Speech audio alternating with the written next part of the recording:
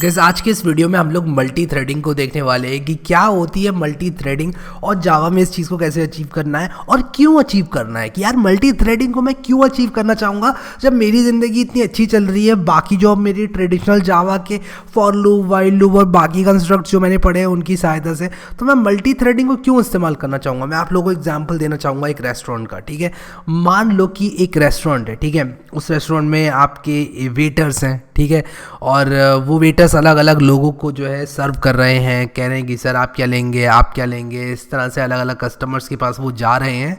तो अगर ट्रैफिक बढ़ रहा है आपके रेस्टोरेंट में तो आप लोग जाएंगे और लोगों के पास और उन वेटर्स से बोलेंगे कि यार आप लोगों को हमें लेकर आना है अपने रेस्टोरेंट में ताकि आप लोग काम करें और हमारे कस्टमर्स को सर्व करें। लेकिन ज़रा सोचो कि एक ही वेटर है आपके पास और आपको एक इतनी काबिलियत वाला वेटर मिल गया है जो कि आपका बहुत सारा काम कर सकता है।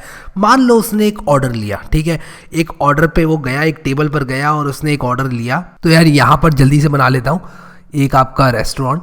तो मान लो ये आपका रेस्टोरेंट है, मैं यहाँ पर आर लिख देता हूँ और इसके अंदर जो है एक वेटर है, इसका नाम रख देते हैं W1, या इस वेटर का नाम यार कुछ अच्छा सा रख देते हैं। W1 नाम इसको सूट नहीं कर रहा है, इसका नाम रख देते हैं शुभांकर। ठीक है, तो मैंने इसका नाम रख दिया शुभांकर। तो इस वेटर का नाम शुभांकर है और यार शुभांकर एक ऐसा इंसान है ना जो कि बहुत तेज़ काम करता है। मतलब कि यार आपने शुभांकर को अगर 10 काम पकड़ा दिए और आपने 5 लोगों को वो 10 काम पकड़ा दिए तो शुभांकर अकेले वो काम को उन 5 लोगों से जल्दी कर लेता है। ऐसे लोग मिलते हैं हमको, रियल लाइफ में भी मिलते हैं कि यार ये इंसान जो है काम को बहुत तेज़ कर देता है। तो शुभांकर भी उनमें से एक है।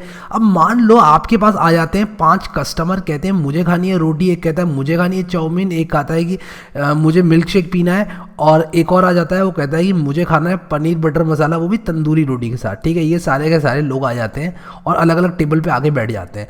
और यहाँ पर मैं T1 लिख देता हूँ, यहाँ पर T2 लिख देता हूँ, यहाँ T3 और T4, ये चारों अलग अलग टेबल में आके बैठ गए। अब आप मुझे ये बताओ कि अगर शुभांकर T1 के पास जाता है और बोलता है सर आप क्या खाएंगे, और उसके बाद यहाँ पर मान लो किचन है, मैं यहाँ पर किचन बना देता हूँ। तो शुभांकर यहाँ गया, फिर शुभांकर किचन में जाएगा।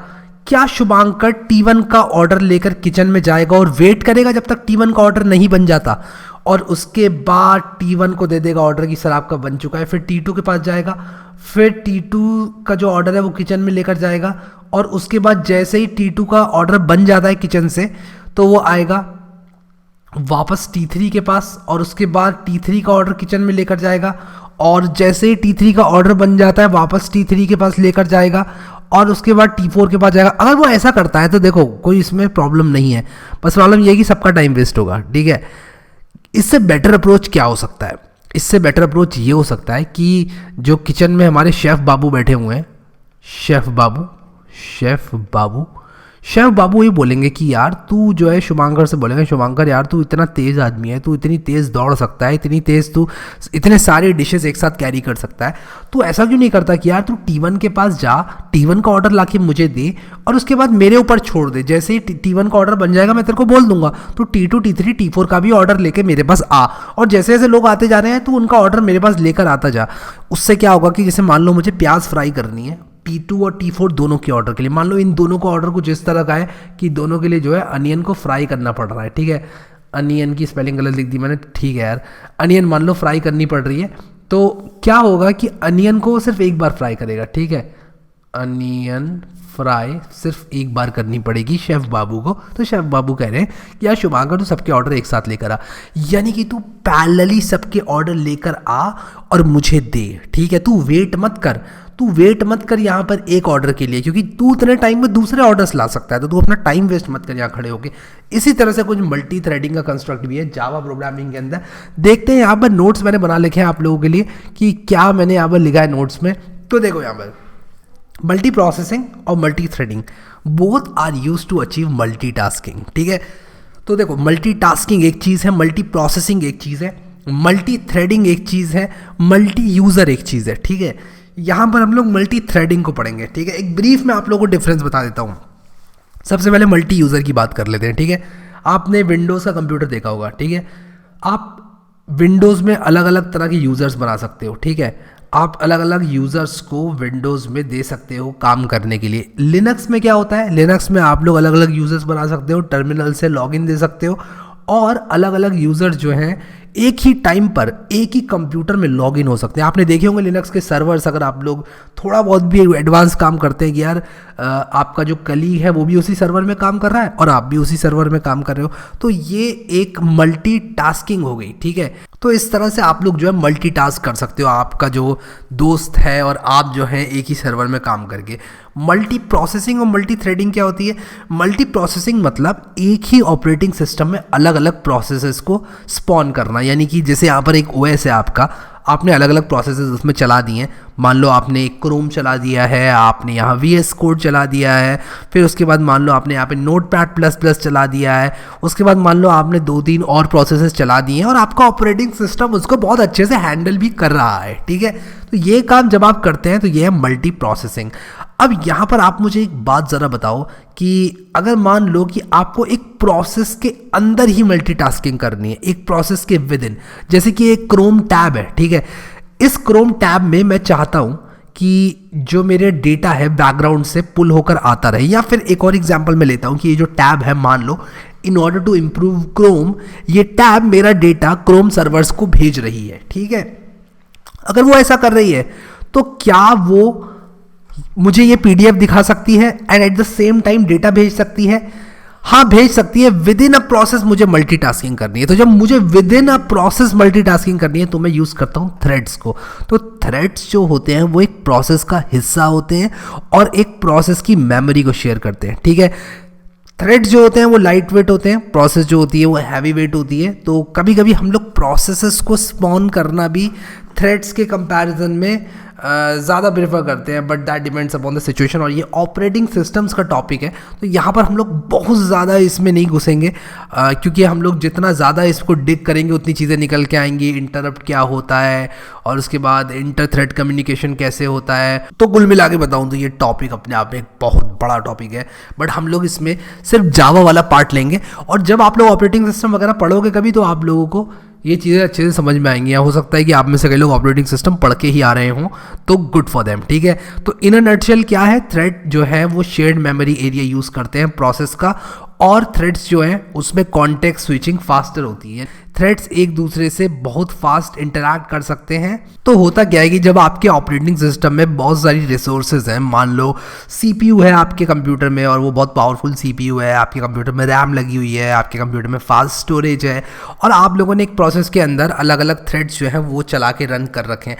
तो आपका जो CPU है सबसे पहले एक थ्रेड को अटेंड करेगा कि यार तुम क्या कह रहे हो, और उसके बाद दूसरी थ्रेड को अटेंड करेगा, फिर एक को, फिर दूसरे को। कुछ ऐसा समझ लो कि आपके घर में आपकी मम्मी रोटियां बना रही हैं और आपको और आपके भाई दोनों को खिला रही हैं। एक रोटी आपको दी, फिर उसके बाद एक रोटी बनाकर आपके भाई को दी, फिर एक रोटी आपको दी, आपके भाई को दी। ऐसा लगेगा आपको कि आपकी मम्मी सिर्फ आपको रोटियां खिला रही हैं और आपके भाई को भी लगेगा सिर्फ आपको रोटियां खिला रही हैं, कोई प्रॉब्लम उनको नहीं होगी। उसी तरह CPU जो है वो थ्रेड्स को अटेंड करता है और प्रोसेसेस को भी इनफैक्ट ऐसे ही अटेंड करता है। तो जो थ्रेड्स होते हैं वो शेयर्ड मेमोरी एरिया यूज़ करते हैं, उसमें कॉन्टेक्स्ट स्विचिंग बहुत ज़्यादा फास्ट होती है और थ्रेड लाइट वेट होता है, प्रोसेस हैवी वेट होती है। ये एक ब्रीफ में difference between thread and process है। एक बहुत अच्छा एग्जांपल आता है मेरे दिमाग में थ्रेड्स की जब बात होती है। जो वर्ड प्रोसेसर है उसमें एक थ्रेड हो सकता है जो कि फोरग्राउंड में रन कर रहा है, यानी कि आपका जो एडिटर है वो, आपका कर्सर, आप क्या टाइप करते हैं, इन सब चीज़ों को अटेंड करने वाला एक थ्रेड हो सकता है जो कि इस चीज़ को अटेंड करेगा। आपने P दबाया तो आपका P जो है आपकी स्क्रीन पर आप लोगों को प्रिंटेड मिलेगा, आपने L दबाया तो L आपको स्क्रीन पर प्रिंटेड मिलेगा, एंड सो ऑन। और एक और थ्रेड बैकग्राउंड में काम कर सकता है जो कि ऑटो सेव करेगा डॉक्यूमेंट को। तो ऑटो सेविंग के लिए एक और डॉक्यूमेंट रहेगा बैकग्राउंड में। तो इस तरह से वर्ड प्रोसेसर के अंदर एक से ज़्यादा थ्रेड्स होते हैं और इस तरह से वो कॉन्करेंटली काम करते रहते हैं। अब यहाँ पर फ्लो ऑफ कंट्रोल की बात करते हैं कि यार जब हम थ्रेडिंग यूज़ नहीं कर रहे हैं और जब हम थ्रेडिंग यूज़ कर रहे हैं क्या डिफरेंस है। देखो, जब हम थ्रेडिंग यूज़ कर रहे हैं तो आपने यहाँ पर जो आपका मेन मेथड है जो कि पब्लिक स्टैटिक वॉइड मेन हमने देखा था क्लास में होता है, जहाँ से हमारा प्रोग्राम स्टार्ट होता है, वो प्रोग्राम सबसे पहले वो मेथड आपका रन होगा, उसके बाद उसके अंदर कोई फंक्शन है वो रन होगा, उसके बाद ये फंक्शन जब अटेंड हो जाएगा, अगर ये फंक्शन किसी IO के लिए भी वेट कर रहा है, यानी कि जैसे मान लो आप कोई चीज़ डाउनलोड कर रहे हो, ठीक है, मान लो आपकी वो 2 GB की फाइल है और वो फाइल जो है वो सर्वर से डाउनलोड हो रही है। अब आपकी CPU का उसमें कोई ज़्यादा रोल है नहीं जब कोई फाइल डाउनलोड हो रही है तो, लेकिन आपका CPU फ्री होने के बावजूद भी फंक्शन 2 को अटेंड नहीं कर पाएगा, क्योंकि जहाँ पर ये जो कॉल्स हैं ये ब्लॉकिंग है और आप लोगों को इनको एक एक करके ही अटेंड करना पड़ता है। तो फंक्शन 1 जब कंप्लीट हो जाएगा तो फंक्शन 2 रन होगा, उसके बाद आपके प्रोग्राम का अंत हो जाएगा, ठीक है। बट थ्रेडिंग के साथ हम क्या कर सकते हैं, हम मेन फंक्शन को रन करने के बाद फंक्शन 1, फंक्शन 2 इन सबको कंकरेंटली एग्जीक्यूट कर सकते हैं। यानी कि फंक्शन 1 जो है वो अपने वेरिएबल्स के साथ रन हो रहा है, फंक्शन 2 अपने वेरिएबल्स के साथ पैरेलली रन हो रहा है, और इस तरह से हम लोग एग्जीक्यूशन को काफ़ी फास्ट कर सकते हैं। तो जावा में जो है हम लोग इस तरह से थ्रेड्स को इस्तेमाल कर सकते हैं। अब यहाँ पर जावा में थ्रेडिंग हम किस तरह से करेंगे ये भी देख लेते हैं। तो जावा में अगर आप लोग को थ्रेड्स क्रिएट करने हैं तो 2 तरह के मेथड्स हैं आप लोगों के पास प्राइमरीली। एक जो मेथड है वो है आप थ्रेड क्लास को एक्सटेंड करें, दूसरा है आप रनेबल इंटरफेस को इम्प्लीमेंट करें। अब ये मैंने क्या बोल दिया और क्या इसने आपको डरा दिया? नहीं यार, डरना नहीं है आप लोगों को, मैं बताता हूँ ये मैंने क्या बोला है। देखो, जब भी एक थ्रेड को आप लोगों को बनाना है जावा के अंदर, आप लोग या तो थ्रेड क्लास को एक्सटेंड कर सकते हैं, ठीक है, या फिर आप क्या कर सकते हैं, एक रनेबल इंटरफेस होता है जावा के अंदर, आप उसको एक्सटेंड कर सकते हैं, इम्प्लीमेंट कर सकते हैं, ठीक है। आपका जब रनेबल इंटरफेस इम्प्लीमेंट होगा तब आप लोगों को वो कॉन्करेंट एग्जीक्यूशन जो थ्रेड में होता है वो आप लोगों को मिलेगा। यानी कि आपका काम जो है अब काफ़ी स्पीड में होने लगेगा। तो इस तरह से हम लोग जो है 2 तरीके हैं ये थ्रेड को बनाने के जावा में, बट हम लोग यहाँ पर जो है इनको एक एक करके अभी देखेंगे। अभी के लिए आई होप आप लोग ये चीज़ समझ गए हैं कि मल्टी थ्रेडिंग का काम क्या है। मल्टी थ्रेडिंग का काम यही है कि अगर आपके पास बहुत सारी पावर है, आपके पास बहुत सारा कंप्यूट है, तो आपका जो सीपीयू है, या फिर अगर आपके कंप्यूटर में एक से ज़्यादा भी सीपीयू है, तो वो एक से ज़्यादा थ्रेड को अटेंड कर सकते हैं और आप लोगों को एक फास्टर एग्जीक्यूशन प्रदान कर सकते हैं। और किस तरह से जावा में हम अलग अलग थ्रेड्स को इंडिपेंडेंटली रन कर सकते हैं ये हम लोग देखेंगे प्रोग्राम की सहायता से। आई होप कि अभी के लिए आप लोगों को ये चीज़ बिल्कुल अच्छे से समझ में आ गई है और क्लियर हो गया है कि यार मल्टी थ्रेडिंग क्यों यूज़ करना है। अब मल्टी प्रोसेसिंग अगर आप लोग यूज़ करते हो, अब आप में से कई लोग कह सकते हो कि यार अगर हम लोग एक पूरी इंडिपेंडेंट प्रोसेस ही रन कर दें, थ्रेड क्यों रन करें प्रोसेस के अंदर, तो कैसा रहे। तो देखो यार, प्रोसेस को रन करना हैवी वेट होता है। हैवी वेट का क्या मतलब? हैवी वेट का ये मतलब है कि इसकी अपनी मेमोरी होगी, इसकी जो रिसोर्सेज की रिक्वायरमेंट है वो थोड़ी सी ज़्यादा होगी। तो हम लोग कभी कभी प्रोसेसेस को अलग अलग तरह से स्पॉन नहीं करते, क्योंकि अगर हम प्रोसेसेस को स्पॉन करने लग गए तो क्या होगा, आप आउट ऑफ रिसोर्सेज बहुत जल्दी रन कर सकते हो। इसीलिए हम लोग एक प्रोसेस के अंदर ही मल्टीटास्किंग करते हैं। हम कहते हैं विद इन अ प्रोसेस हम मल्टीटास्क करना चाहते हैं तो हमें वो प्रदान कर दो, ठीक है। तो विद इन अ प्रोसेस अगर हम मल्टीटास्क करते हैं तो वो लाइट वेट होता है इन कंपैरिजन टू अगर हम अलग अलग प्रोसेसेस रन करें। ज़रा सोचो आप लोग कि अगर मान लो आप लोगों का एक रेस्टोरेंट है, ठीक है, आप लोग कहते हो कि यार मुझे एक से ज़्यादा वेटर की ज़रूरत है। कोई आपसे कहता है कि यार एक से ज़्यादा वेटर की क्या ज़रूरत है, 10 और रेस्टोरेंट खोल लेते हैं। तो यार 10 और रेस्टोरेंट खोलने के लिए आप लोगों को जगह चाहिए, आप लोगों को फिर से वापस से वो सारे काम करने पड़ेंगे इस्टेब्लिश करने के लिए रेस्टोरेंट को, जो कि आपने अपने पुराने वाले रेस्टोरेंट में करी है।